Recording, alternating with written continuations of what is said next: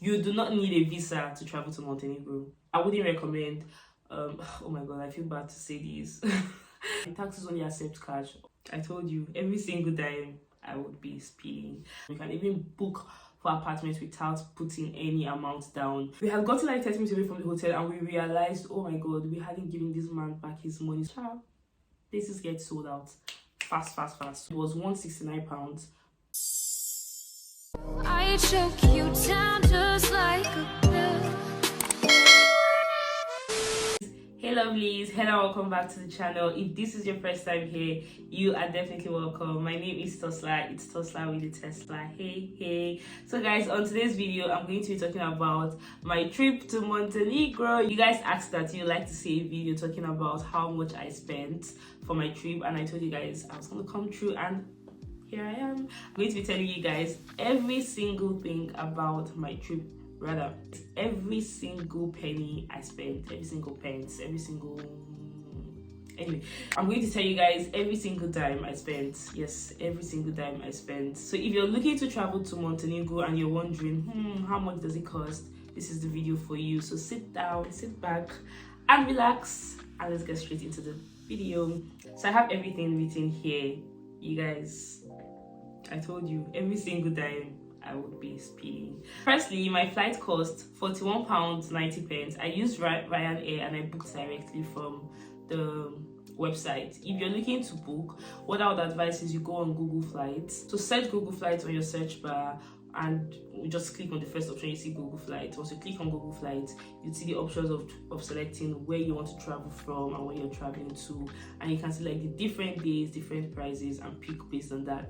For me, I didn't have any particular event for a particular day that I would say that I wanted to go to Montenegro, so I just worked based on the flights that was available, the most affordable flight on a weekend, because I wanted to travel on a weekend. So basically that was what I did. So you just weigh your different options and prioritize. This flight was a to and fro flight, so I paid £41.90 to and fro Montenegro.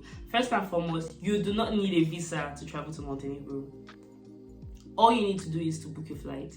Basically, I and my friend just decided, let's go to Montenegro. We went on our phone, booked our flight, and voila, boom, we were off with our bags to Montenegro. I'm serious, like, it was that easy. You don't need to have any proof of fund in your account. You don't need to go through the hassle and bustle of applying for a Schengen visa. Guys, I will still tell you guys my story about Schengen visa application, but not on this video. Ticket prices fluctuate, it changes as the days go by, so you want to be sure that you book as early as you can so you have the most cost-effective ticket. The apartment where we stayed was Bayview Hills Luxury Residence. Honestly, services was good, but I wouldn't recommend. Oh my god, I feel bad to say this. It just depends on what you're going for. So if you're someone who is looking to get an excellent experience for stay, I will 100% recommend.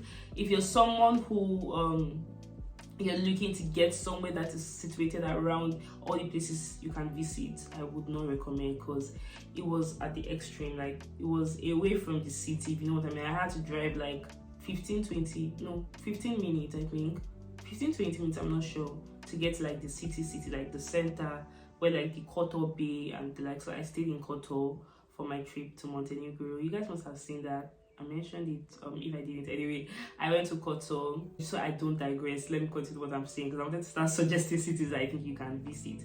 So if you would like to get like breakfast, morning breakfast and everything, they don't have food in the hotel. And now I don't know if it's because we went at a time that wasn't a peak period, at a time where tourists were not really around, so maybe that's why, I do not know. But every time we needed to eat, we had to travel to the city to buy food, so you have to weigh all those options. But their services, I would say, superb. Their price also good, like the rate was also really good, and the receptionist was so good. He was like so nice to us. We had to pay for a taxi one time and we didn't have enough cash, and the taxis only accept cash, or the ones we entered.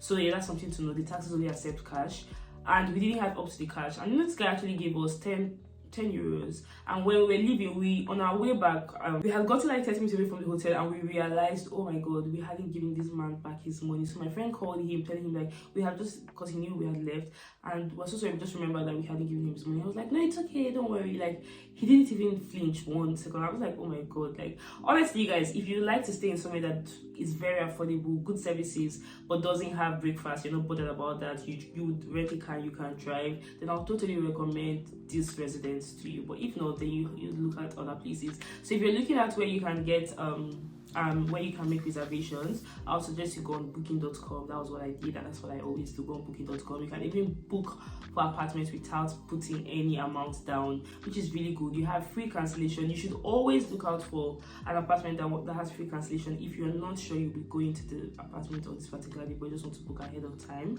Because if you're traveling peak period like summer, places get sold out fast. So it's best to apply in time. Yeah, so the cost for the apartment was, I can't believe I haven't said that. I'm just here giving you guys story, but I just want to give you guys every detail so I don't miss anything, right?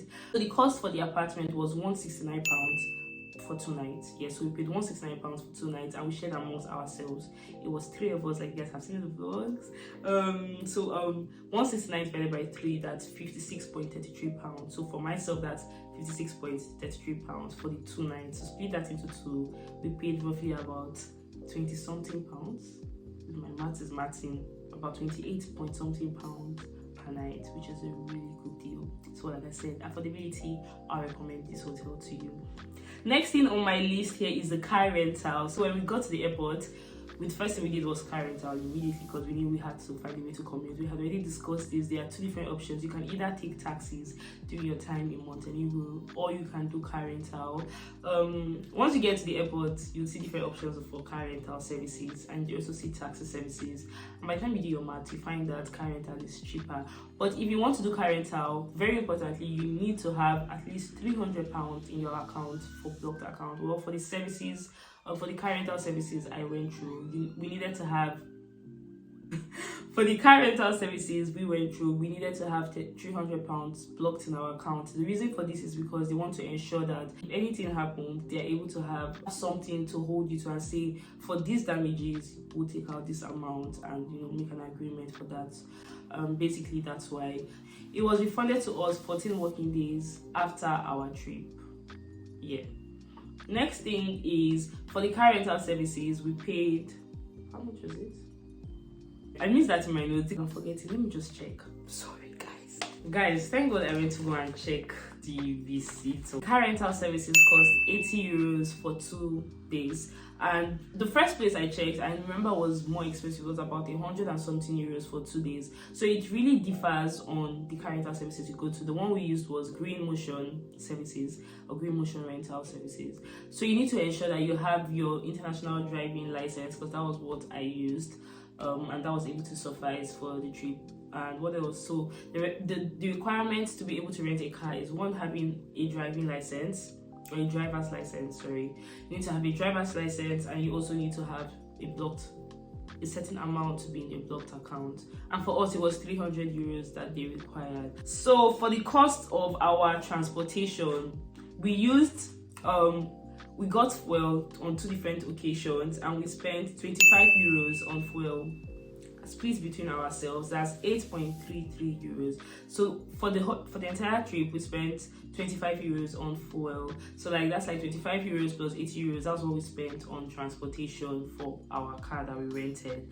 Then on 2 different occasions, we used the taxis. That's when we didn't want to drive. So for the 2 taxis we used, it was €16 in total we spent for taxis. When we were at the airport, we got a SIM card, and the SIM card cost €10. So we spent €10 to get a SIM card. You might not necessarily need to get a SIM card if you want, but also we had to get a SIM card because we were traveling all the way from Podgorica to Montenegro, which was over like an hour 30 minutes journey, and we were not going to have Wi-Fi. We needed the map, all of those things. Briefly, I'm going to be speaking about Amber Students. Amber Students are the sponsors of today's video. Thank you to Amber Students for sponsoring today's video. Amber Students provides accommodation services for students in the UK. You find accommodation in almost every city in the UK when you book through Amber Students. All you need to do is to first and foremost go through the booking link, which is in my description box. Once you go through the booking link, you could search any option you want. I would always advise that you fill a get personal assistance form. When you fill the get personal assistance form, you're able to get assistance regarding getting an agent or someone who you can speak to ask questions. If you're wondering anything at all, you can always ask questions, and I'm also here for you guys to ask me questions. All you need to do is to go to the search bar and type in the city you like to get an accommodation in. There are different options ranging from studio apartments, shared apartments, just different options. And the different accommodations or the different apartments you get also come with different amenities, so you're able to prioritize and make a decision on which one fits what you desire best. So guys, there's a promo going on right now on Amber Students. If you're able to book an accommodation before the 19th of May, you're able to get discounts worth £300 from some of the biggest brands in the UK. Some of these brands are Mozio, which is known for airport transfers, Leica, which is a SIM card service, Sender, which is for luggage shipping. If you need services with shipping your luggage, they can handle that for you. House in Hand, which is a guarantor service. You guys, so many accommodations in the UK will require you have a guarantor because you're an international student and you are just coming, so some of them might be like iffy and be like, if you're not able to pay completely or if you're not able to pay a large amount, then you might need a guarantor. So you're able to get guarantor services with the discounts that this promo offers you. All you need to do is to ensure you do your booking in time. So after a successful booking, you receive an email which will contain the discount codes and every information you need to know. Isn't that amazing? Also guys, not to forget one of the most important points I always rave about: every accommodation you get in Amber Students is bill inclusive. I always rave about this because, oh my god, bills will bite your ass in the UK, and I'm not even joking. If you are a student, you want to ensure that heating is not a problem for you, because the more you turn on your heating, the more you turn on the water, the more you turn on the lights, bills are rolling. So yeah, that's just another very important aspect of booking through Amber Students. So guys, if you have any questions, please ask me in the comment section. Again, the link is in the description box. Please use my link to make a booking. Guys, let's get back into the video on how much I spent on my trip to Montenegro. For every transaction I did, I used Revolut's card. This is not sponsored, by the way.